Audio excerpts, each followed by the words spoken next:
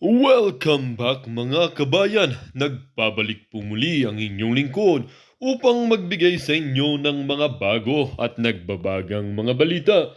Nakahanda na nga ang kulungan nitong Liza's Mugs na ito at tila ba nakahanda na rin ang kanyang kamay na mangalyo sa kahihimas ng malamig na rehas ng kanyang kulungan.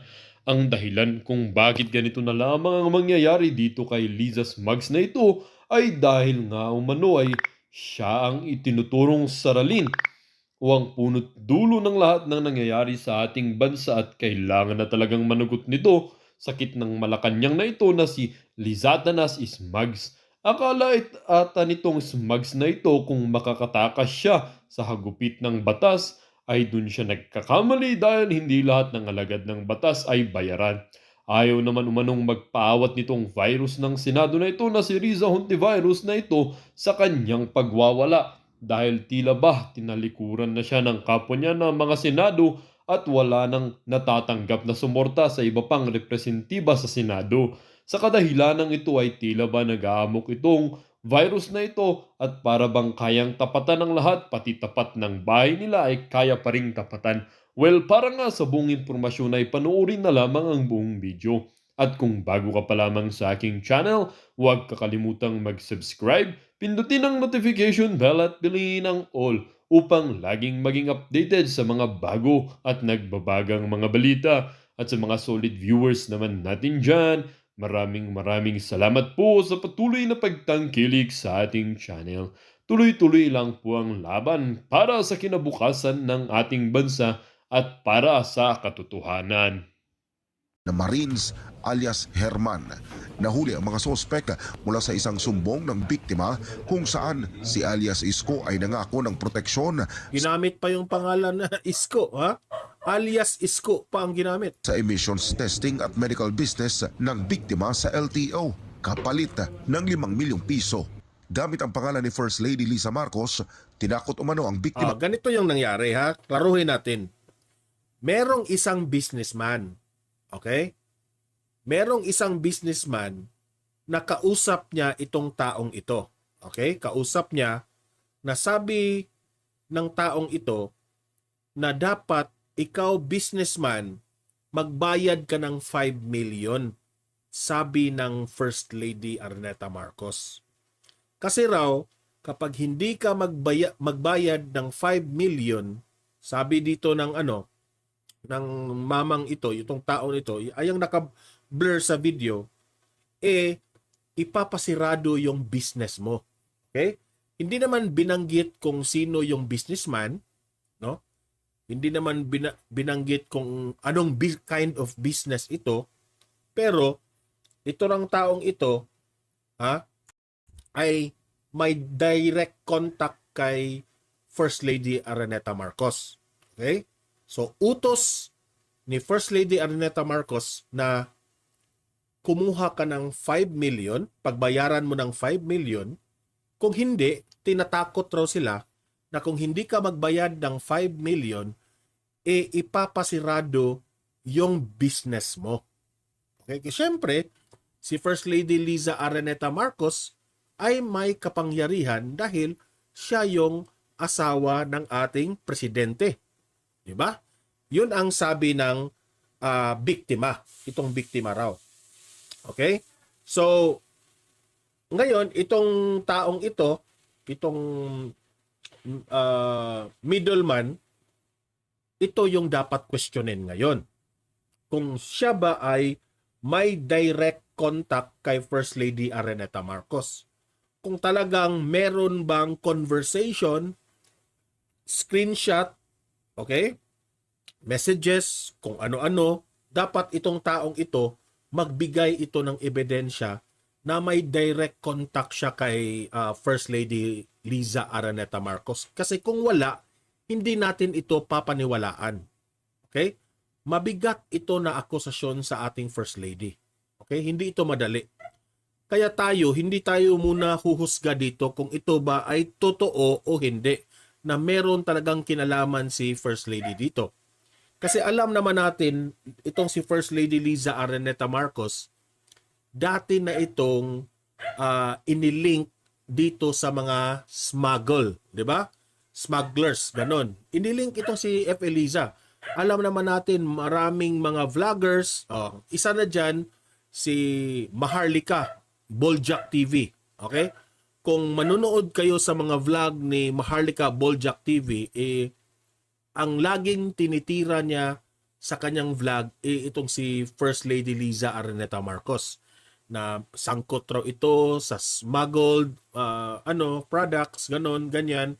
May anomalya daw tungkol dito kay First Lady Liza Araneta Marcos.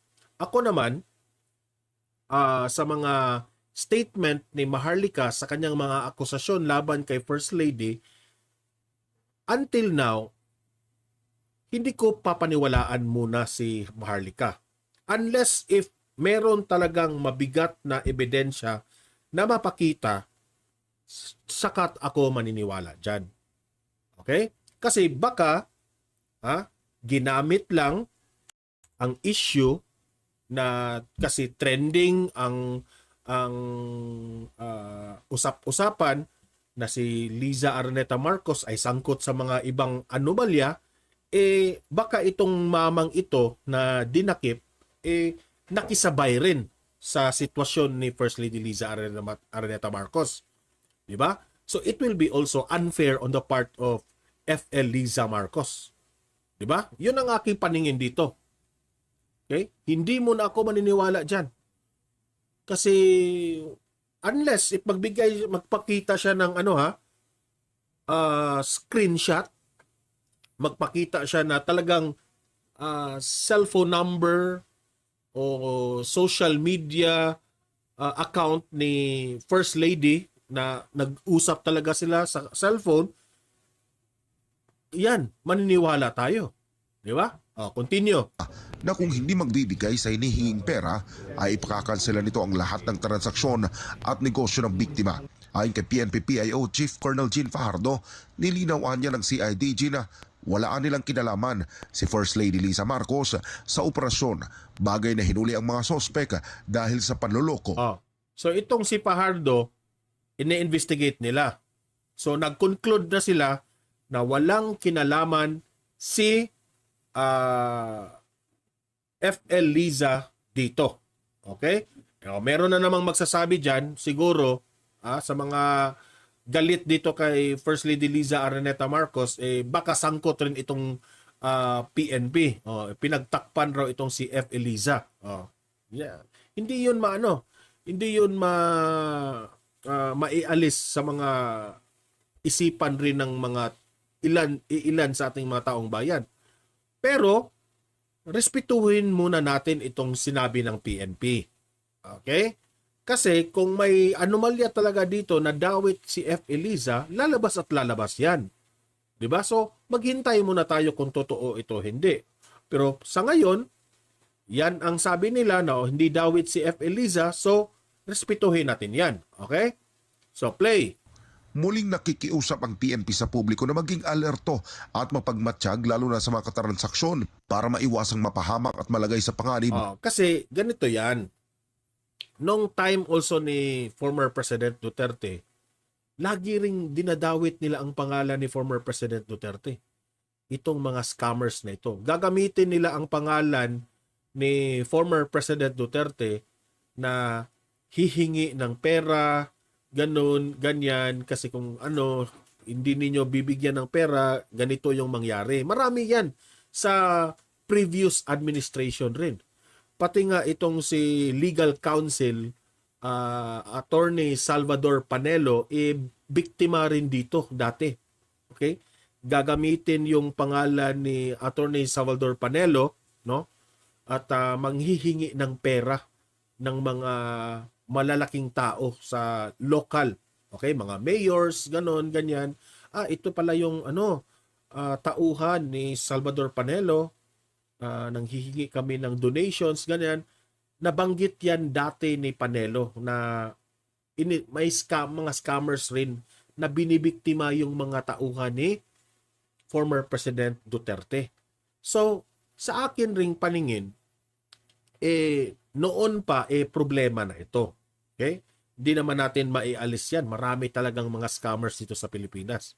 So, Sa akin, sa una kong paniniwala dito, baka itong si FL Liza, biktima rin dito. Okay? Kasi, marami na yan eh. Hindi na yan maiaalis. Okay? So, tinitake advantage yung sitwasyon. Pinibiktima nila ngayon si F. Eliza kasi alam nila maraming galit dito sa ating First Lady. Diba? So, tayo, mga audience sa Donmar TV, di natin papatulan ang mga ganyang mga kalakaran. Okay? Kahit galit tayo dito kay F. Eliza, hindi natin gusto ang kanyang mga ginagawa, hindi natin lagyan rin ng malisya ito. Okay? Susuriin muna natin ito. Don't worry kasi atin naman itong susubaybayan itong issue na ito kung may katotohanan ba ito o wala. Okay? So continue. Ang buhay, kasabay dito ang pangako na mapapanagot ang sinuman sa paglabag sa mga umiiral na batas. Naharap ang mga sospek sa paglabag sa Article 293. Sexy Love, hindi ko pinagtakpan si Liza Marcos. Dati ko na yung sinabi sa inyo. Saka tayo maniniwala kung merong ebidensya. Okay?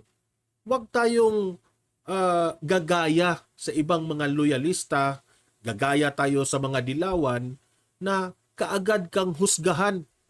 Ikaw, Sexy Love, para kang si Hontiveros niyan. Pinaniwalaan kaagad yung mga testigo, mga biktima na tungkol kay Kibuloy. Diba? Huwag mo na tayong maniniwala kaagad. Yan ang sakit natin sa mga Pilipino eh. Kung merong balita na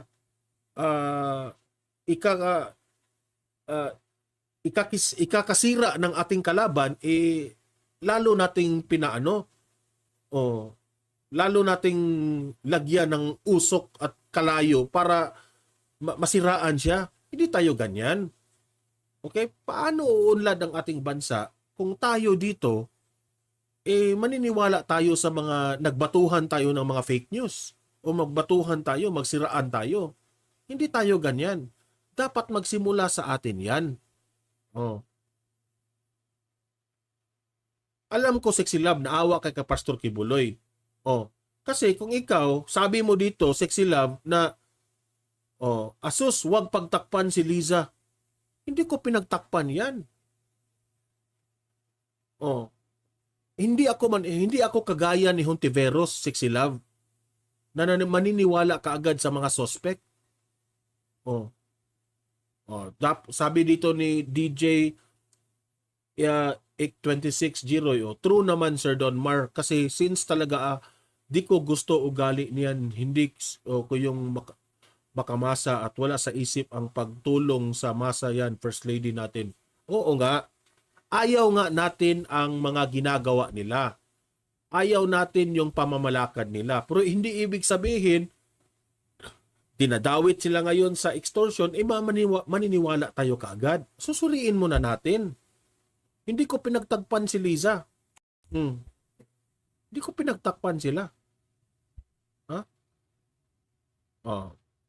Ma'am Lichen, for us, naniniwala po kami dyan 100%. Yan ngang loto is si Liza First Mugs lang ang tumatama araw-araw. At syempre, pagtatakpan ng mga pulis yan si Liza First Mugs. Ayan, si Ma'am Lichen. Kung yun ang paniniwala nyo, kung yun ang opinion nyo, irerespeto ko yan. Walang problema dyan. Pero ako dito, itong tungkol sa extortion na ito, let's wait for the news. Okay? Kung may maipakita bang ebidensya itong taong dinakip na talagang inutusan sila kay First Lady Liza Araneta Marcos. Okay? So, ayan Sexy Love. Yun ang opinion ko. Hindi ko pinagtakpan si F. Eliza. Okay? Nakabase lang ako sa katotohanan. Nakabase lang ako sa ebidensya. Hindi ako kagaya ng Risa Hontiveros na pinapaniwalaan kaagad yung mga akusasyon ng mga testigo at mga biktima without even listening sa side naman ng parte nila ni Kibuloy. Okay? So, continue. of the revised penal code o robbery extortion na ipipila naman sa City Prosecutor's Office ng Pasay City. Ah. Para sa Diyos at sa Pilipinas. So, ayan. Yan ang malaking issue ngayon. Okay? Maglalaro na naman ang mga isip ng mga taong bayan dito na gaano ba ito katotoo. Hintayin ko rin yung mga vlog ni Maharlika dito. Kung ano ang masasabi niya tungkol dito. Okay? Dapat tayong magpalabas ng ebidensya dito kung tayo ay mag-akusa sa isang tao. Diba? Kasi mahirap yan eh. Mahirap talaga yan. Kung akusa tayo ng akusa. Let's wait and see.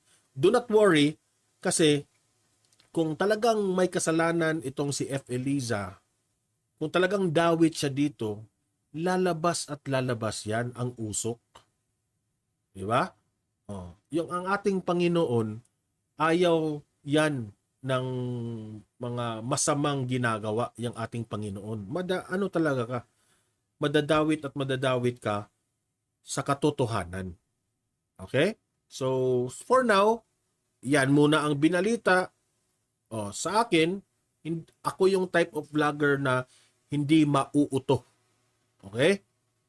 Ako yung type of vlogger na hindi ako kagaya ng iba na kaagad maniniwala kung anong mga chismis, mga marites. Okay? Susuriin natin ng mabuti muna. Okay? So, ngayon, issue rin ngayon. Itong pangalawa nating pag-usapan ay itong ang detention facility ni Kibuloy ipinakita ng kamera. Ngayon, maraming nagsasabi sa ating mga audience, sa mga taong bayan na ito ba ay pananakot raw kay Kibuloy? Bakit ipinakita sa media ito? Okay? Bakit raw ito inihanda, okay, ng kamera? May kapangyarihan ba ang kamarang gumawa ng ganito? Parang ayon nga sa ibang vlogger, lumalaki na raw yung ulo dito ng kamera sa ginawa nilang ito. Sige. Panoorin natin itong pangalawang balita natin tungkol dito sa nakahandang detention facility ni Kibuloy. Play! Hindi pa rin sigurado kung sisipot si Pastor Apollo Kibuloy sa pagdinig ng Kamara kaugnay sa prangkisa ng SMNI. Pero nakahanda ang kanyang detention facility sakaling arestuhin na ang pastor. Nasa frontline ng balitang yan si Marian Enriquez. Nakahanda na ang detention facility sa Kamara kung saan mananatili si Pastor Apollo Kibuloy kapag naaresto na siya ng House Sergeant at Arms. Kabilang ang News 5 sa mga media na pinayagang masilip ang lugar. Ito po yung first stage natin. Once na meron na pong na-held in contempt, screen po yung gamit niya, and then iiwan po yung kailangan iwan. And then po, composite, security. Meron po tayong from the Legislative Security Bureau, meron po tayong Blue Guards, meron din po tayo from the PNP. Pagpasok sa detention center, bubungad ang receiving area kung saan magre-rehistro sa logbook ang bawat pumapasok. May mga CCTV, fully air-conditioned at may electric fan pa rito. Mayroon ding 3 CR para sa lalaki, babae at PWD. Sagot din ng Kamara ang pagkain 3 beses sa isang araw. Sa ngayon, mayroong 2 kwarto dito sa detention facility na ito bandang South Gate ng Batasang Pambansa. Pero kaya raw nilang mag-accommodate ng hanggang 8 katao. At dito nga sa likod ng glass window na ito, maaaring i-detain si Pastor Apollo Kibuloy sakaling maaresto siya. Okay, ang tanong dyan, ang tanong, magpa-detain ba itong si Kibuloy? Malalaman natin yan mamaya sa statement ni Attorney Topacio, ang attorney ni Kibuloy. Okay? Kayong mga taga-kamara dyan, inaayos nyo na, inihanda nyo na ang kulungan o ang detention facility ni Kibuloy. Ang malaking tanong, papayag ba si Kibuloy na i-detain? Yan ang malaking tanong dito. Play! Ng Kamara. Hindi na pinayagang makapasok ang media sa mga kwarto dahil may kasalukuyang nag-occupy ng isa sa mga ito. Papayagan namang gumamit ng cellphone. Ang tanong dyan, Gwardya lang ba ang nandyan? Meron, ano bang kind of security itong detention facility na ito? Kasi kung gwardya lang, nasa peligro yung buhay ni Pastor Apollo Kibuloy dyan. Diba? Kasi ang nakikita natin, gwardya lang. So, binanggit ba kung ano ang security ni Kibuloy dito? Babanggitin ba yan? Yan ang malaking tanong. Ang mga detainee, 30 minuto tuwing umaga at 30 minuto sa hapon. Ang visiting hours mula Lunes hanggang Sabado. May visiting hours pa sila, oh. So, Lunes hanggang Sabado, 9 a.m. to 11 a.m. Sa hapon naman, 3 p.m. to 5 p.m. 9 a.m. to 11 a.m. at 3 p.m. to 5 p.m. Papayagang magpa-deliver o kaya'y magdala ng pagkain ang dumadalaw. Ayon sa House Secretary General, inihahanda na ng Kamara ang detention order laban kay Kibuloy. It will be ready by tomorrow, so it can be served by next week. Hopefully, they will enjoy their stay here. We promise them a Sir, kahit lagyan mo pa ng sinihan yan, kahit lagyan mo pa ng mall, kahit lagyan mo pa na kung kahit ano, wala talagang matutuwa kapag isang tao madedetain. Huwag mong sabihin, matutuwa sila dito sa detention center. The fact that you are detained, kahit kompleto ang kasangkapan dyan sa loob, hindi talaga yan matutuwa. Ang tanong dyan, pupunta ba si Kibuloy dyan? Yan ang hihintayin natin. pleasant. Lolit Domaraos, good afternoon Sir Donmar TV. Ayan, maraming salamat Ma'am Lolit. Miss Butterfly, present si Miss Butterfly. Good afternoon Miss Butterfly. Experience. Ika-anim ng pagdinig ng Miss Butterfly yung ating moderator, guys. komite ng Kamara ng i-cite in contempt si Kibuloy dahil sa ilang beses nitong hindi pagsipot sa kanilang imbitasyon. Kaugnay ito ng kanyang partisipasyon bilang honorary chairperson sa Sunshine Media Network International, ang SMNI, ang broadcast media arm ng itinatag niyang Sinabihan na nga kayo ni Kibuloy na ano yung mga rason bakit hindi siya sumipot, di ba? religious group na Kingdom of Jesus Christ. Nakitaan ng maraming paglabag ang TV network Atat talaga sila makulong si Kibuloy. Atat na atat sila dahil galit na galit sila kay Kibuloy sa nangyari doon sa SMNI. Dahil itong SMNI, ito yung programa na nandun si former President Duterte. Na itong si former President Duterte, hinamon itong Kongreso na open the book. Saan ba ninyo ginasta ang pera ng taong bayan? Yan ang hinihingi ni Duterte eh. Doon sila nagalit. Kaya ngayon, atat na atat sila. DJ Ek 26 at itinutulak na bawian ito ng prangkisa. Kahapon lumusot na sa ikalawang pagbasa sa Kamara ang panukalang pagbawi ng prangkisa ng network. Sa panayam ng programang Storycon ng One News, sinabi ng abogado ni Kibuloy na pinag-aaralan pa nila ang lahat ng legal options nila kaugnay sa investigasyon ng Kamara at Senado. Correct. Tama ito si Atty. Topacio. Kaya nga, believe ako na ito sa lawyer na ito. No?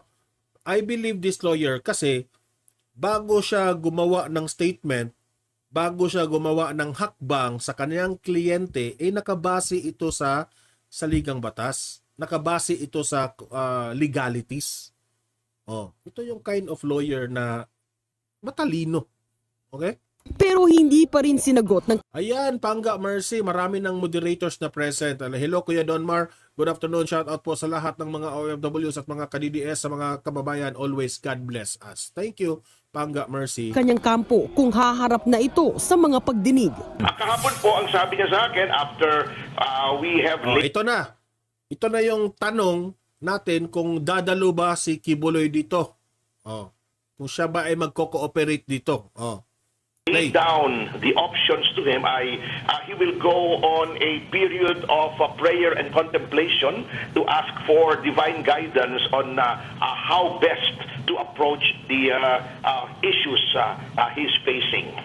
Iginiit naman ni Topacio na hindi So ibig sabihin, si Kibuloy, alam naman natin, meron silang religion, gagabay sila sa kung ano yung kaya nga spiritual guidance ang kaniyang term na sinabi, di ba? Tingnan natin kung sila ba ay magko-cooperate dito o ayaw na lang pumunta. Okay, that's depending on the belief of Kibuloy. Tago ang pastor. He's where he usually is. He's in Davao. May mga lugar naman po na alam na Sabi dito ni Ma'am Lee Chen, ating moderator, dapat ang ikulong dyan si Budol Ngiwi at Lisa First Mugs. At hindi si Pastor Kibuloy. Walang ninakaw na pera ng taong bayan si Pastor Kibuloy na tulad ng mga devil na nasa Malacanang hell. Nice, Ma'am Lee Chen. Miss Butterfly, doon kayo maghabla sa Supreme Court, mga demonyo kayo. naman po that for the longest time, doon lang naman po siya umiikot. Yung Glory Mountain, Prayer Mountain, yung malapit po sa airport kung saan nandun yung Kingdom. Nagbabalita mula sa Frontline. Ayan. Pinakita na ang detention facility. Ngayon, itong si Atty. Topacio naman will go on a period of prayer contemplation, ang sabi ni ang basing sa kanilang pinag-usapan ni Kibuloy. Ayan. Attorney, we understand you met with the Apollo Kibuloy this week. Ito yung ibang interview ni Atty. Topacio, okay? Para malinawagan tayo sa plano nila dito ni Kibuloy. Ano po ibang kinalabasan ng meeting niyo? And tanong ng lahat ngayon, is he going to face either the Senate or the House of Representatives? We will know that po because to the extent that I can reveal it to the public without compromising a lawyer-client relationship, hindi lang naman po ako actually ang nakipagpulong kay Pastor Apollo Kibuloy. We have a legal team sapagkat marami naman pong matters na hinahandle, and all of the teams reported back to him, yung sa Senate, kami sa House, yung sa mga ibang mga kaso, and we discussed with him the options available to him after thoroughly studying all the statutes and jurisprudence, including ruling case law, and we laid down the options available to him at this moment for him to be able to make an informed decision about all of those matters. Okay. Ano po kaya yung mga options na yon? And ano po kaya yung pinakamalapit na napupuso ang option ni Pastor Kibuloy? Well, I'm not at liberty to discuss that kasi mare-reveal po yung that would be part of. So, meron talagang privacy yan. Kung ano yung pinag-usapan ng lawyer at sa kanyang kliyente. Okay? There are things na hindi pwedeng i-reveal sa media o sa taong bayan. Okay? Kasi mabubuking ang plano Di ba? So, I understand Atty. Topacio about this. Lawyer-client work product that we cannot reveal without the express consent of our client. Kahapon po, ang sabi niya sa akin, after we have laid down the options to him, he will go on a period of prayer and contemplation to ask for divine guidance on how best to approach the issues he's facing. Okay, you won't exactly say, attorney, that he is in hiding.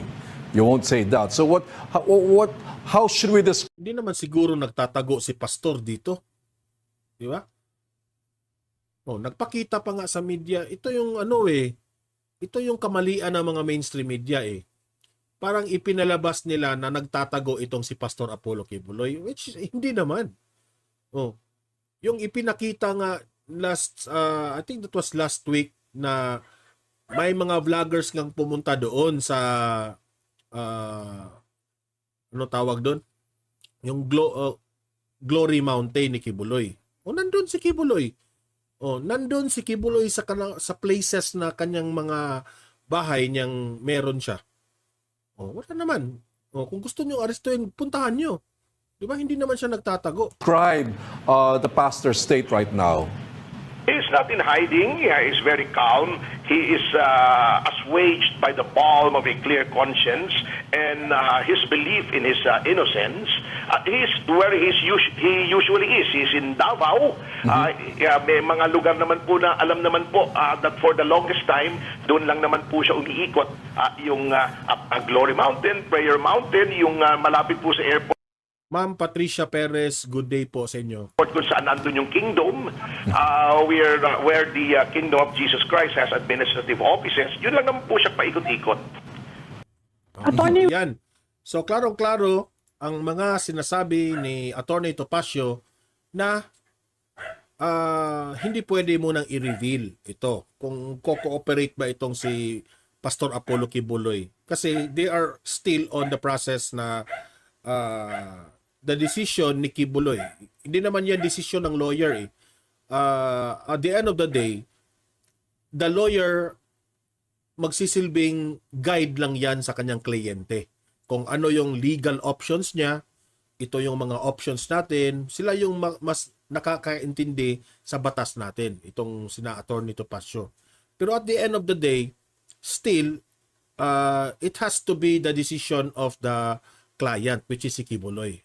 Okay? So, let's wait and see. Aabangan natin yan kung anong magiging desisyon dito kay Kibuloy. Okay? So, ngayon naman, alam nyo naman na itong si Senator Robin Padilla he believes na itong si Kibuloy ay walang kasalanan at itinuturing pa nga ni Robin Padilla na hero itong si Pastor Apollo Kibuloy kasi nga kinalaban niya ang mga kalaban ng gobyerno. Diba? So ayun, itong si Robin Padilla, humihingi ito ng mga pabor kay Riza Hontiveros. Panoorin natin itong video nito. Play. Umapila si Senator Robin Padilla kay Hontiveros na payagan ang virtual attendance ni Pastor Apollo C. Kibuloy. Bukas naman dito ang ilang miyembro ng kanyang komite. Narito ang... This is a good thing. Kasi humihingi ngayon itong si Padilla, Senator Padilla, na itong si Kibuloy ay payagan na lang na sa virtual mag-appear sa hearing. And the good thing is, some of the senators, yung hindi pumirma na mga senador, sang-ayon rin naman. No? Okay rin sa kanila. Basta magpakita lang si Kibuloy at ayon sa kanila, basta mag-appear lang at sasagutin ni Kibuloy yung mga akusasyon. Okay? So, kahit hindi sila pumirma, at least pumayag sila dito sa virtual lang si Kibuloy. Okay? Ngayon, hinihintay lang natin ang chairperson na si Hontiveros kung siya ba ay papayag dito. Okay? Balita ni Troy Gomez. Yung akin lang. Umapila si Senador Robin Padilla sa isang komite sa Senado na payagan si Pastor Apollo C. Kibuloy na ng Kingdom of Jesus Christ na umattend sa pagdinig online. Ito ay sa kabila ng pahayag ni Riza Hontiveros na mas pipiliin niyang personal na umattend ang butihing pastor. Isa naman itong si Hontiveros. Bakit? Hindi ko nga alam Ha? Teka muna. Hindi ko nga alam. Bakit gusto ni Hontiveros na makita talaga in person itong si Kibuloy? Ikaw, Hontiveros, ha? Bakit gusto mong makita in person si Kibuloy? Nagagwapuhan ka kay Kibuloy, no? Sa investigasyon ng Committee on Women and Children para sagutin ang mga paratang sa kanya. Sa isang interview ay binanggit ni Robin na maging ang mga kasamahan nitong senador na sina Lito Lapid, J.V. Ejercito at itong si J.V. Ejercito, isa ito sa bumawi ng kanyang pirma. Pero payag siya na he's open na pwede lang mag-virtual si Kibuloy. Si Binay ay bukas para sa isang virtual attendance. Kung mapapayagan sana magkaintindihan. Kasi ang nag-uusap ngayon dito, hindi naman ako tsaka si Pastor. Ang nag-uusap dito ay ang komite ni Senator Riza at ang legal, silang dalawa ang nag-uusap. Sana magkasundo sila. Umaasa si Padilla na iiral ang mga patakaran sa pagdinig in aid of legislation kahit virtual ang attendance. Kung kaya't anya ay dapat magkausap na ang panig ni Hontiveros at Pastor Apollo. Pinunari ni Padilla ang sinabi ni Hontiveros na hindi pwedeng irason ang medical at security. Alam nyo, no? Wala sana itong problemang ito kung itong hearing na ito ay dinala kaagad sa korte. Wala sana itong problema. Ang layunin nila, gusto nilang mapahiya si Kibuloy, dinala nila kaagad dyan sa hearing sa Senado. Gusto nila ang datingan, anong tawag doon? Public, ano ba? Anong tawag yun? Yung public judgment ba? I-judge ka according sa nakikita sa publiko. Paano yan? Limited lang yung answer ni Kibuloy. He's only going to answer yes or no.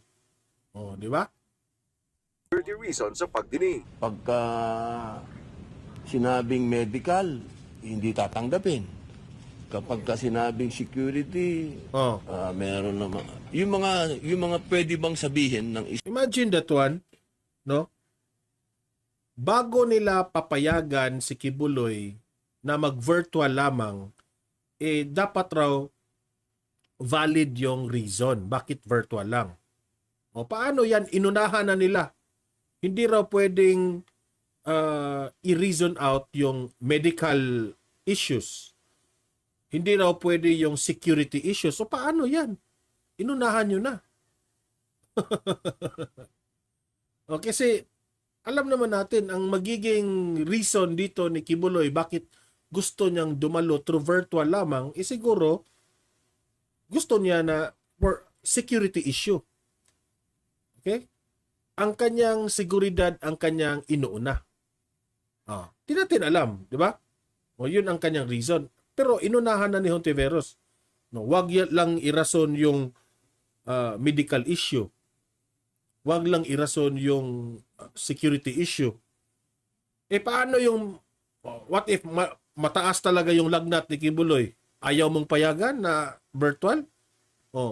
Kung nakahiga na yon dahil nagkasakit siya. Diba? Example lang yun sa aking binigay. isang magbibigay ng show cause order, parang sinabi mo na hindi ito katanggap-tanggap, parang nawawala yung due process. So sana marinig mo. Kaya nga, at least nabanggit yan ni Senator Robin Padilla na lahat ng ito idadaan sa due process. Huwag kayong magdesisyon kaagad na ganyan. Na huwag yung security issues. Huwag na yung medical issues. Hindi dapat ganyan. Idaan natin sa tamang proseso.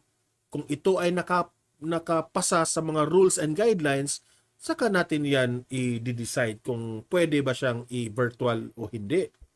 Diba? Ang nangyari, power tripping ito. Hinaharangan ninyo kaagad yung options ng tao natin. Ipinunto rin ni Padilla na pinag-iinitan si Pastor Apollo. Patunay anya rito ay ang sabay-sabay na pagdinig mula sa Kamara, Senado at sa Department of Justice. Naniniwala ako sa dalawang punto. Una, si Pastor ay napag-iinitan. May hearing sa House, may hearing sa Senate, may hearing sa DOJ, may hearing sa Amerikano. Pagka hindi ka pa naman pinag-iinitan nun, ewan ko na. Bukod sa pinag-iinitan, sinabi rin ng senador na totoong may banta sa seguridad ang KOJC leader, partikular na mula sa mga rebeldeng komunista. Para sa Diyos at sa tama nga naman si Robin Padilla. Well, dito nga nagtatapos ang bidyong ito.